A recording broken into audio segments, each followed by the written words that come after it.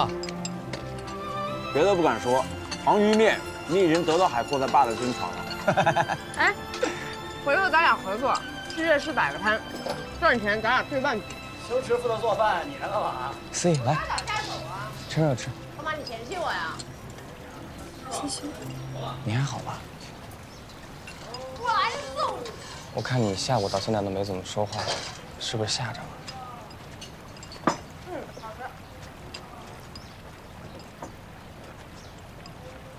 你说，那人跳河就不想想他老婆孩子吗？估计啊，人是真扛不住。我爸要是碰上这种事儿，绝不会像他这样。说什么呢？呸呸呸！乌鸦子！呸呸呸呸呸呸！我爷爷说，男人不一定要有钱，但必须得有担当，天塌下来也得扛着。哎，我们院子里的男人都是这样。陈瑞可没住咱们院啊。别给自己脸上贴金了，上次那雪糕钱还没还我呢，还爷们儿。你下回去网吧别用我的卡啊。没问题啊，以后游完泳再让我洗一次泳裤，一次10块钱。哎，那正好，那以后我这面50块钱，爱吃不吃。你怎么不说500呢？每天卖800碗，1个月财富自由，以后花钱雇我当保镖。哎，我花钱请你闭嘴行吗？来，小猛啊，怎么人呢？啊！干嘛呀？我没事吧？劲儿那么大呢，放手！我跟你急了啊！小猛啊，哎，看见没有，我们院的女人厉害不？哎，我没事。快点！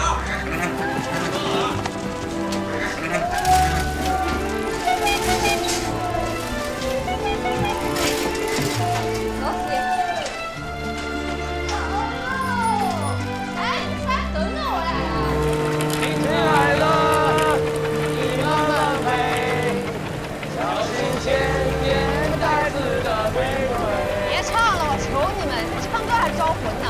情歌歌，大金丝丝一口还回来！会让你沉醉。天啊！来天啊！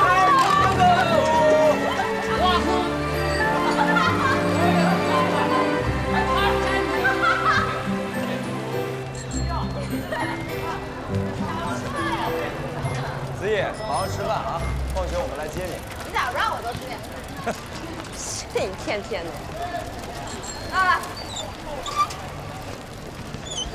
我走啦，拜拜。拜拜。哎，回来！你这头发一天天乱。行了，拜拜。拜拜。拜拜。走。咱俩子你又犯贱了是吧？怎么了？思怡是瓷器啊，为什么好成碎了？思怡也是你能叫的吗？你算老几啊？我算老大，你爹老二。行了，高3了，消停会儿，老跟傻子计较什么？子怡，上课去吧。拜拜。拜拜。好，王子，走。哎，小瑞，走走。好好照顾思怡啊，让她好好吃饭。谁要欺负她，你告诉她。好，放心吧，走吧。走吧。赶紧走了，迟到了。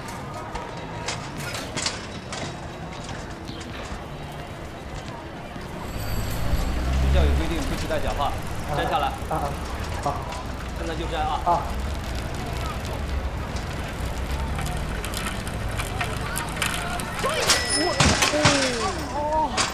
你有病啊！再说一遍。悠着点，别给人家打坏了。好粗，好粗，好粗。行，你给我等着，大华子。我等什么？我等你下葬，请我吃席是吗？等你结婚，我给你摆喜酒。臭不要脸的你！老师，你看他！老师，你看他！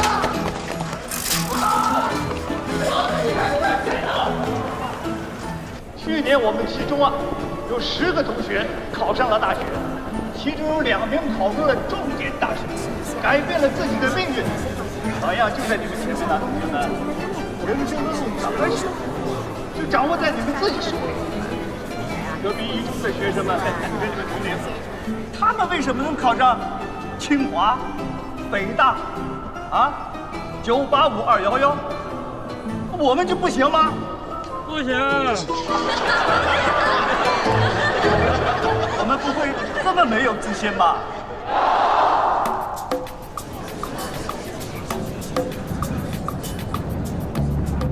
有的同学总爱跟隔壁讲。同学们，你们的竞争对手从来都不是隔壁。对于期中的同学来说，能够考上大学，那就是创造奇迹；而对于我们一中的你们来讲，考不上才是奇迹呢。所以，同学们，对于高三这个最后一年，希望你们拼搏一年，明年的这个时候，大家都能拿到大学录取通知书，在大学里会师。你们有没有信心？有没有信心？有志者事竟成。从现在开始，高三的同学要进入高考冲刺，以10倍的信心，100倍的努力。就这战斗力还敢叫板？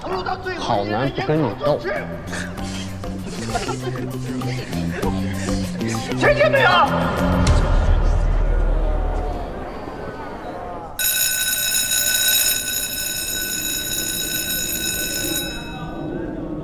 那么 AN 大于等于 AN 加1，数列怎么样？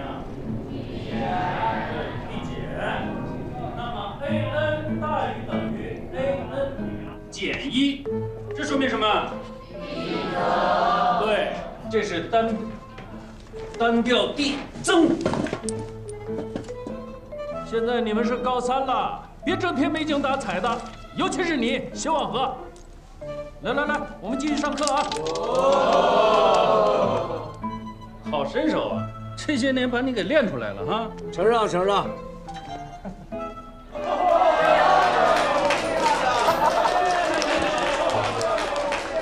同学们，你们有没有想过，如果将来考不上大学，你们可怎么办啊？我觉得考大学不是唯一出路，考不上大学我可以创业。世界首富比尔盖茨不也没拿到毕业证？好，那我们就说说比尔盖茨。大家要知道，比尔盖茨在退学之前，人家可是考上哈佛了，他不想上和考不上，那根本是两码事啊。老师说的好啊！好。那我们就不聊比尔盖茨，我们就说国内很多优秀的企业家，没有学历，没有背景，但是依然不影响他们的成功。那是在过去，在现在，只有知识才能改变命运。徐老师，算了，我不说了。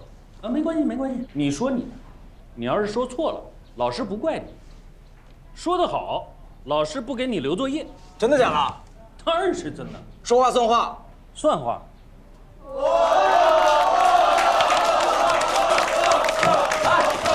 我觉得啊，你给我下来，觉得。我觉得您说的对，知识确实可以改变命运，但一定不是课本上那些死记硬背的知识。那要是每个人都认真学习的话，是不是每个人都能成功呢？但为什么成功者还是少数呢？同学们，这就不是找错参照物了，这叫偷换概念啊！不，徐老师，我想表达的是，相对于课本上那些死记硬背的知识，更重要的是我们的思维模式、我们的创意、前瞻性以及未来格局。通过观察、分析，去找到一个行业的规律，然后利用这个规律，才能够取得最终的胜利。好。那你说说，你怎么能够得到最终的胜利呢？打个比方，就说老师这个行业吧，你有没有想过，怎么能够在不影响自己本职工作的情况下，又能挣更多的钱呢？你想过？确实想过，但是一定不是1对1补课什么的，这种效率太低，效果也不好，挣不着钱，还容易落个埋怨。徐老师，我觉得您要是想挣钱，只有一个办法，就是刷题赢。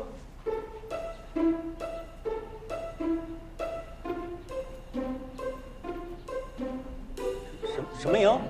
刷题赢。嘿嘿，徐老师，麻烦您一架。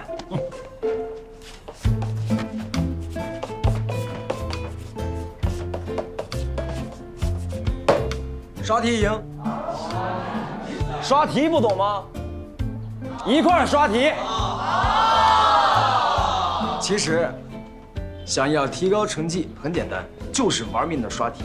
但是你一个人在家刷题，遇到不会的，两眼一抹黑，你还是不会。但是如果身边有人给你指导呢，那就不一样了。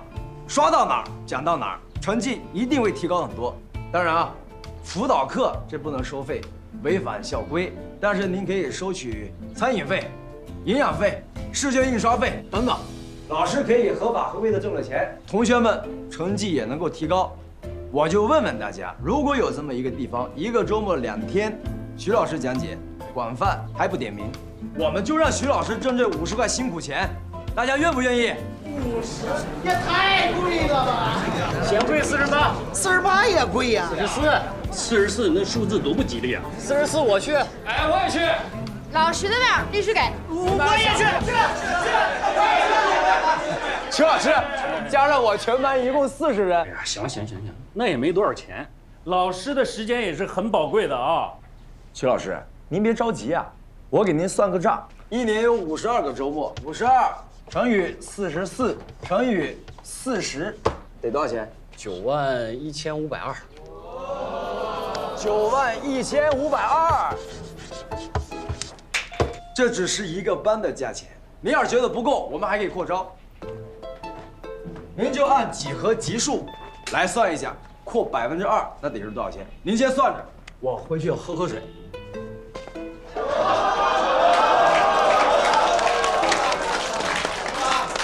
哎，同学们，咱别瞎起哄，咱们就算算谢老师这道题。设谢老红怀高3毕业生的基数是5850，理科生是80%。徐老师，您就别算了，如果照这么发展，在不久的将来，您就是亿万富翁了。亿万富翁！徐老师，您这只是您一个人干，等到时候您辞职了，专心干这个事情的时候，我们就可以把所有退休的高级教师全都请过来。到那个时候，我们就可以冲出红怀，到全国各地开设刷题营。到规模再大的时候，给您批块地，可以开一个全国刷题中心。到那个时候，我们就可以打广告、融资、上市，只要政策不变，50岁之前您就可以实现财富自由了。那徐老师，您就是红怀首富了呀！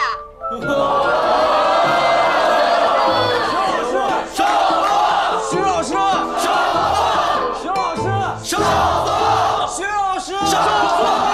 哎，徐老师，苟富贵勿相忘啊！徐老师，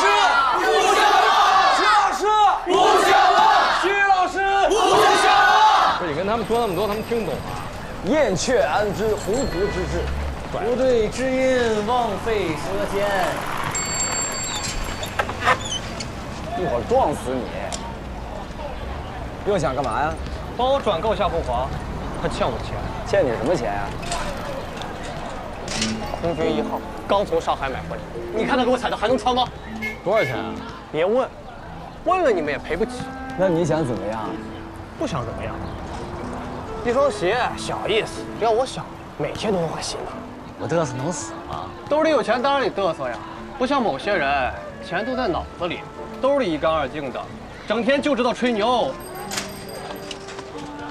三郎子，一天天嘴这么贱，是不是想挨揍骗医药费啊？你们真以为我打不过你？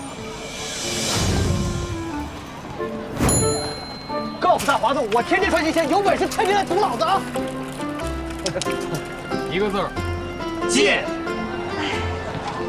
我要是往和尚脑子就好了，赚大钱，带你们坐飞机看春春演唱会去。嗨，演唱会又不贵。对啊，攒点零花钱不就够了？我得买第一排的。等春春唱到一半，我就冲上去，一把把她抱住，8个把人拉我都不撒手。春春得烦死你不可。烦就烦，他能记住我就行。我要在春春的演艺生涯中留下最浓墨重彩的一笔。一个字儿，姐。完了，快点！来了。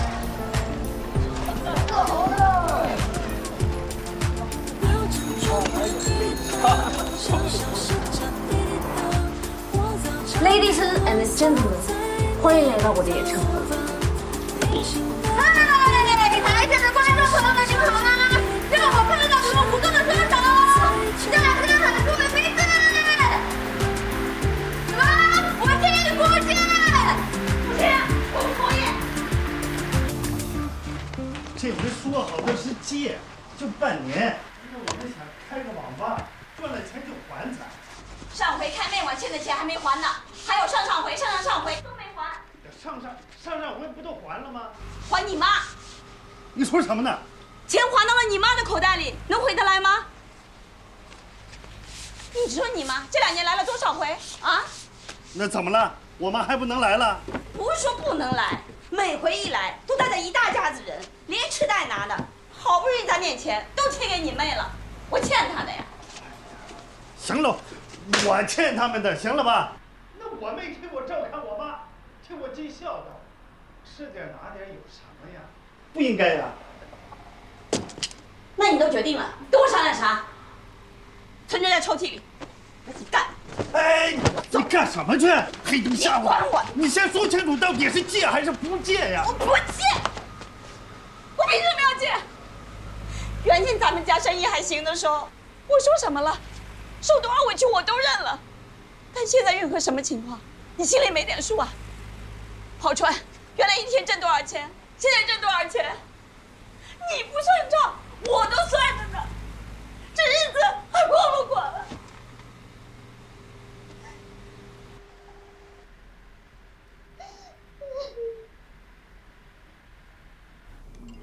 高考志愿想好了没有？报哪儿？清华北大，最次也得是人大吧？好好说，哪儿？那您希望让我怎么说嘛？就我这成绩，我能考上大学吗？怎么不行啊？我儿子又不笨，还有1年时间呢，咱们努一努，再不济，上个大专也行啊。你别真跟你爸一样跑一辈子船啊！说什么呢？看不起跑船的啊！你竟敢看不起跑船的！哎呀，你这又是跟谁喝的呀？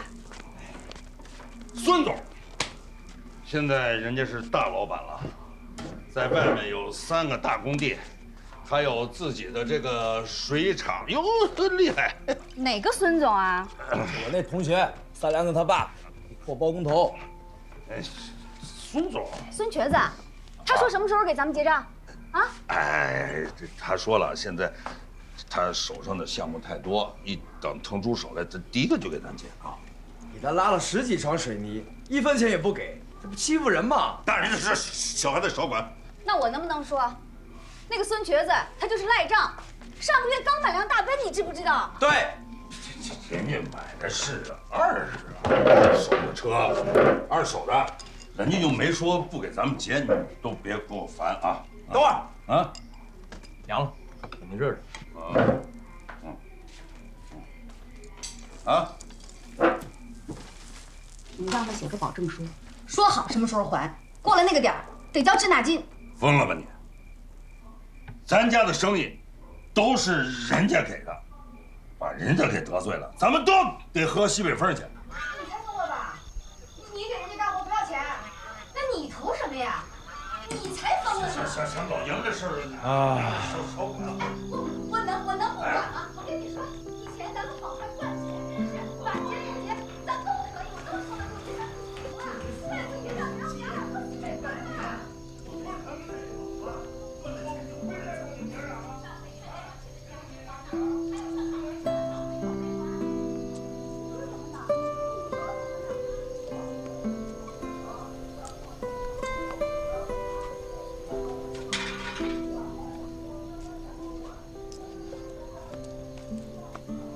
哪儿去啊？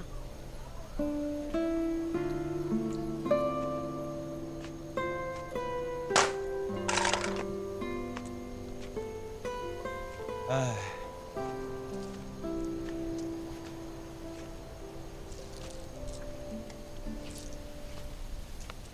你家因为啥吵？钱呗，还能因为啥？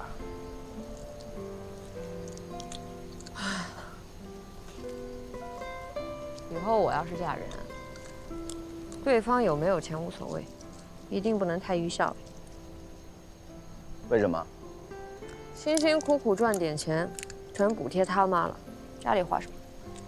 找个有钱的呗，两头都不耽误。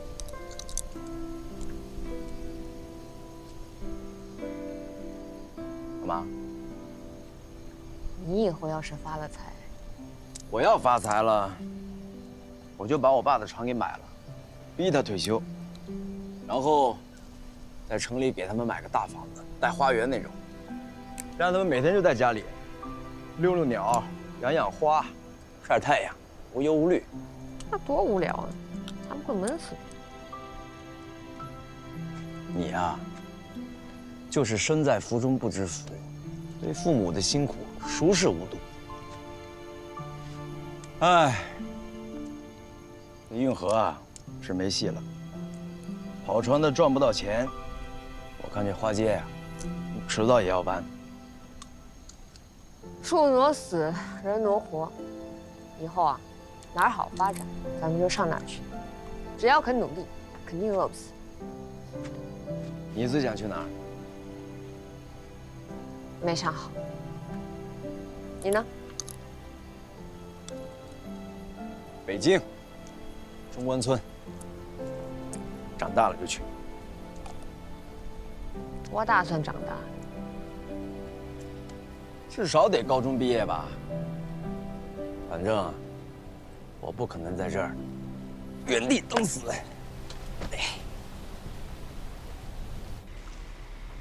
这《警世通言》上明文写道：杜十娘和李甲自北京崇文门上船。北京哪有长江？啊，这分明就是运河嘛！他们来到瓜州之后，遇到风雪，还没来得及转到长江呢。这百宝箱怎么可能是沉在那长江里头呢？是因为这冯梦龙图个方便，用一个江字取代了这运河。所以说，这百宝箱它是沉在这运河之内呀，这一点它是没错的呀。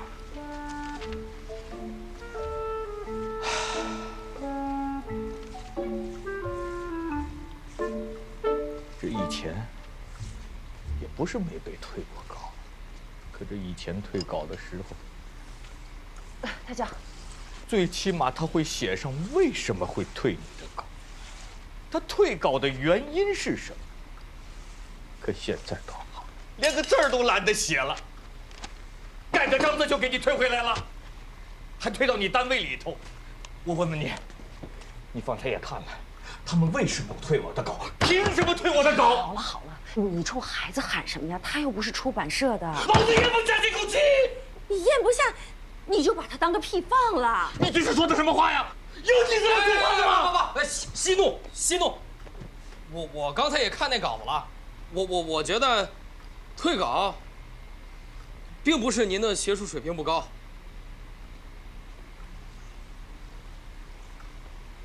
来，爸爸问你，那他们为什么要退我的稿？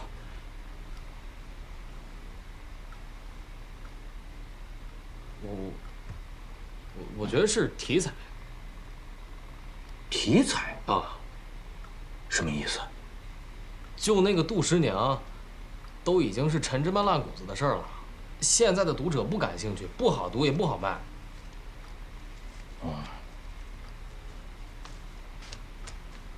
那他们对什么感兴趣呢？今年卖的最好的小说叫《鬼吹灯》，盗墓题材。以您的文化水平，闭着眼写的都比他好。你这说什么话？你这叫干嘛呢？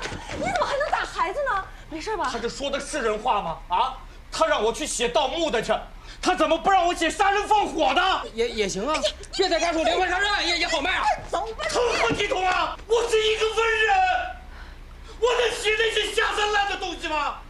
我有我的反骨，情节你知道吗？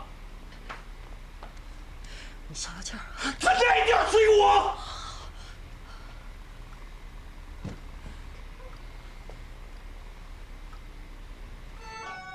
那些文人骚客写字的时候，唰唰唰唰唰唰唰唰唰唰。爷，你倒是真抓出一个呀，给我看看。我这爷爷歘歘不好是吗？让你好好练，练得跟书法家似的，歘歘歘歘歘歘歘，还会留白，留有余地是这意思吧？对，留。你不就知道我在家做个家庭主妇吗？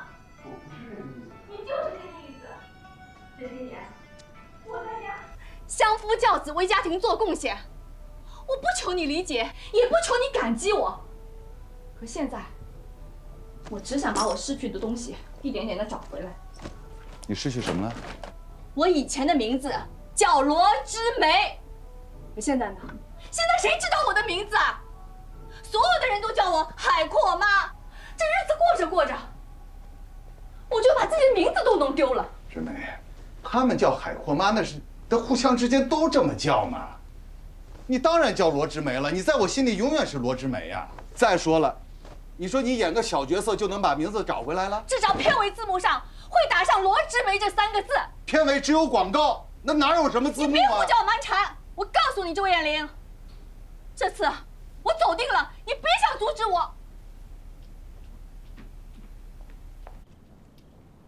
我又不是说不让你走。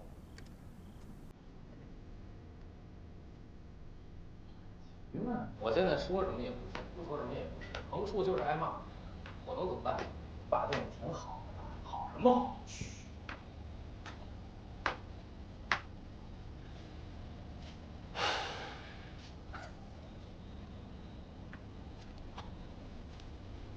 都在呢。你家是因为什么？我妈要去横店，我爸不乐意。为什么？可能是不放心，怕我妈当了明星就不回来了。你妈当明星，你爸想太多了吧？当初要是没有我，估计我妈现在已经成功了。估计我妈挺怨我的。我妈也怨过我。为什么呀？我爸和我奶都想生男孩，结果生了个女儿，所以我妈一辈子抬不起头。你家这也是陈芝麻烂谷子的事儿了，怎么到今天还吵呢？前些年钱好赚，都不觉得日子难过，现在手头一紧，心里都压不住火了。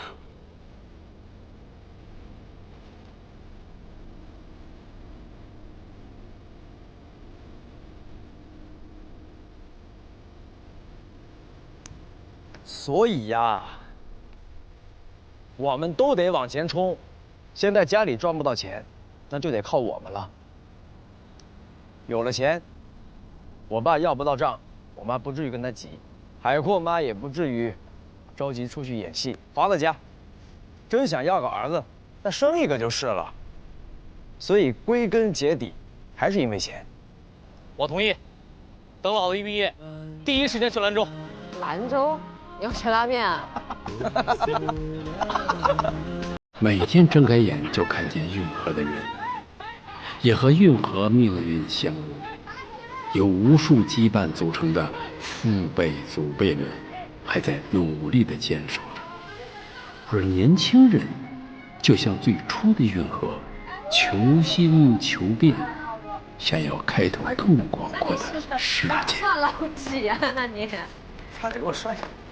拜拜，睡觉啊！拜拜，拜拜，睡觉。哎，拜拜了。拜拜。早点休息啊。嗯。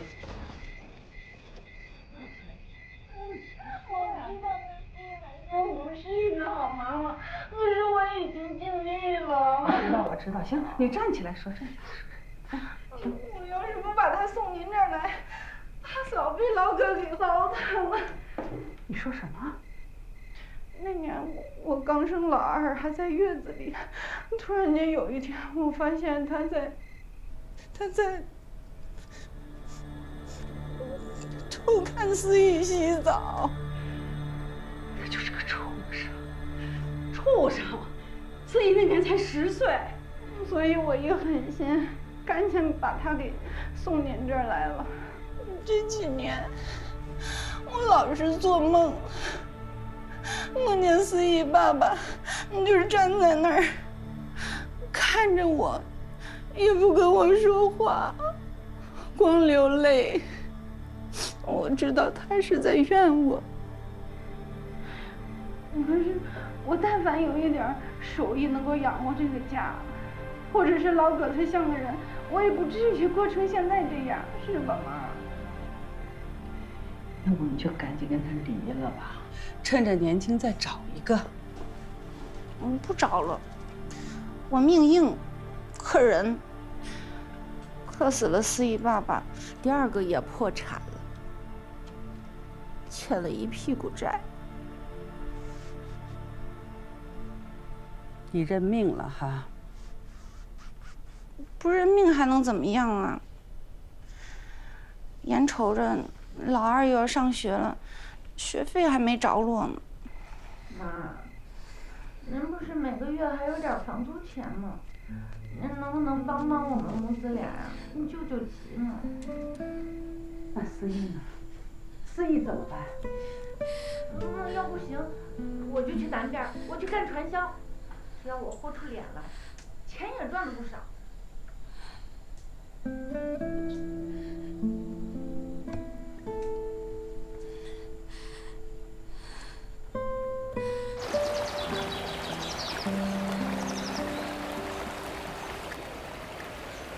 香喷喷的油条，刚炸出锅的油条，豆浆、豆花、茶叶蛋，人都没有。对，别喊了，省点劲儿，这都多半天了，连个人影都没看见。哎，马奶奶，思义妈走了。走啦。昨天晚上啊，我劝了一晚上，她说她要到南边去闯闯，我没劝住。哎呀，南边现在吧，赚钱的机会多，好挣钱，工资也高。我有几个小姐妹去深圳做什么外贸，赚翻了。那回家直接就盖3层小洋楼。你说我琢磨咱们街上生意也不好，要不然我也去南边，我给华子挣点嫁妆回来。你去干什么呀？我打工啊，那绝对比这儿挣得多，对吧？行了，那一个月能赚多少钱？那反正肯定比咱们摆这个小摊要赚多了。啊？你说的真的假的？真能赚多少钱？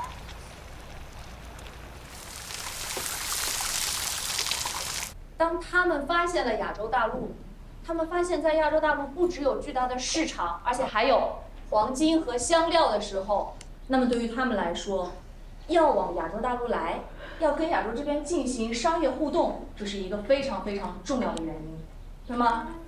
但是有一个阻力是什么？传统商务受阻了。所以呢，对于他们来说，他们要干嘛？开心，非常好。而且在物质上面，他们有了一定的保证，是什么呢？是的，这个时候他们的地理知识进步了，他们相信了地缘学说。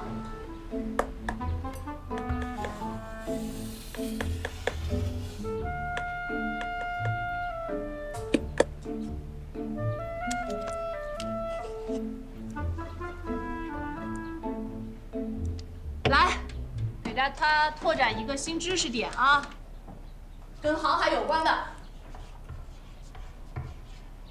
摩斯密码。摩斯密码最早呢是由美国的通讯学家塞缪尔·摩尔斯发明的。当然了，最早的那个美式的摩斯码呢，现在已经废弃了。现在呢，大家用的是国际通用的摩斯码。所以啊，如果你们要用的话，得要记住给这个摩斯码加个密啊。不然呢，老师就会听到你们在聊的是什么，好吗？老师不想偷听啊。来，我们继续往下说。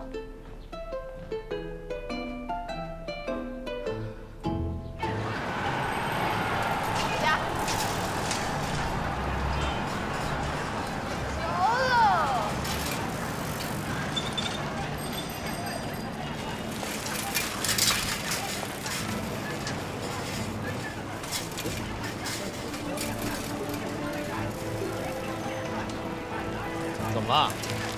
上课吃零食被老师抓了？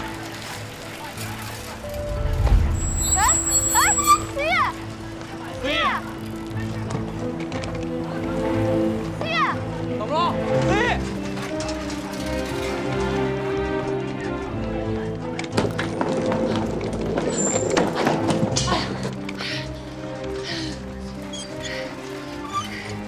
妈就想看看你，还差多少？啊？我问你还差多少钱？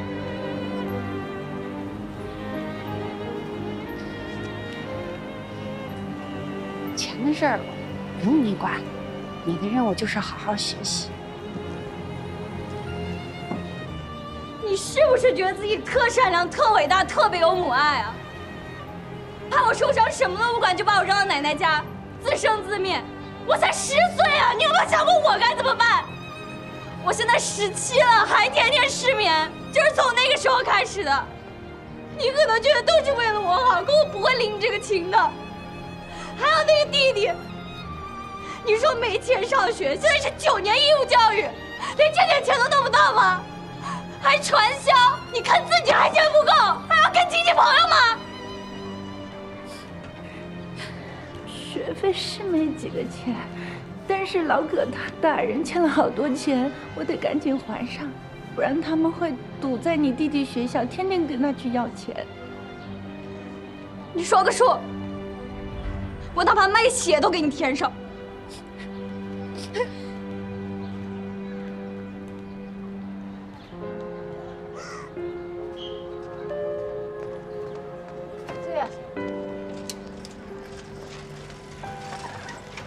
思怡，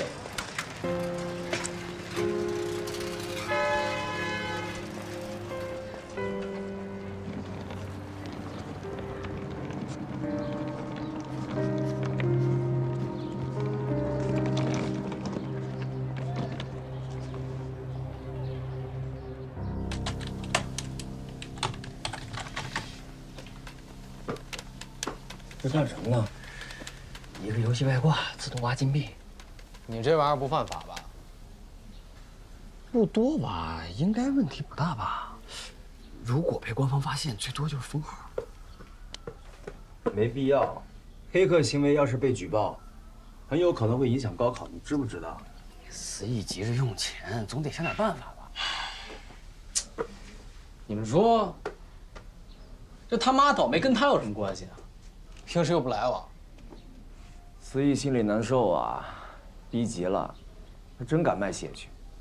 就他这体格，他得死在输血车里。我去找我爸借点钱。哎，你是亲儿子吗？你爸的钱也不是大风刮来的，平时蹭蹭吃喝就行了，也不能搁一个人身上薅啊。哎呀，现在花街也没人了，茶叶蛋也卖不出去了。之前河里还有点鱼虾，现在上游开一钢厂，鱼虾也没有。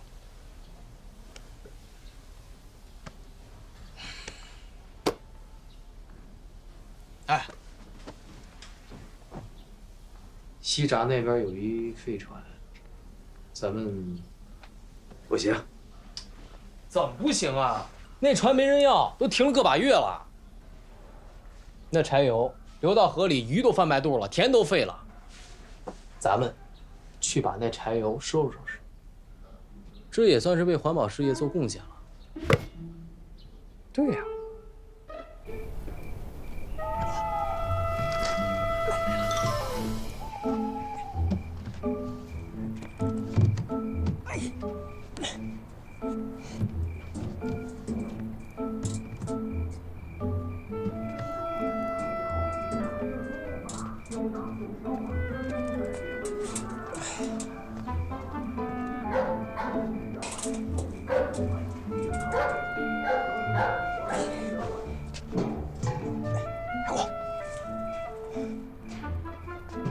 对，拿管子，拿管子。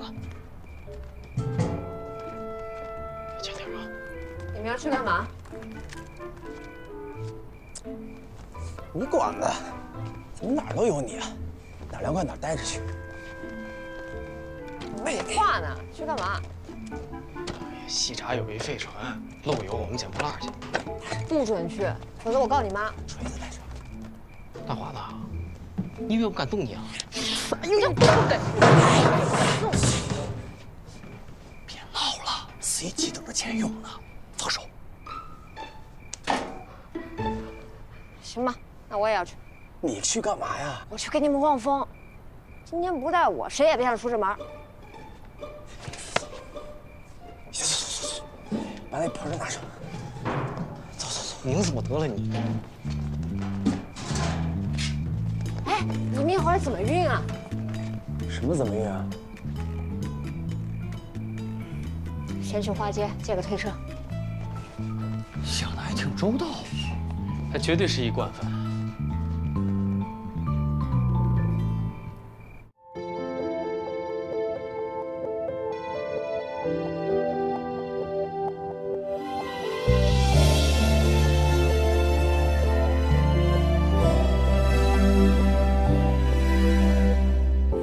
莫名又奇妙，爱与成全就和解不了。我欲言又止，就让心跳默默吵。可惜你不知道，背向你时我也湿了眼角，依然是全力伪装最后的礼貌。庆幸是你给过温暖拥抱，遗憾是得不到，偏又想要。怎么比较开端和结局，哪个潦草一样忘不掉？怎么你的好一放手就消散在人潮，舍得让我伤心到连眼泪都想再灼烧。还好我们没有运气到老，不用太煎熬。怎么我的好一放手就会被你忘掉？真的我有多可笑，连不舍都想再乞讨。最后的成全是说再见不打扰。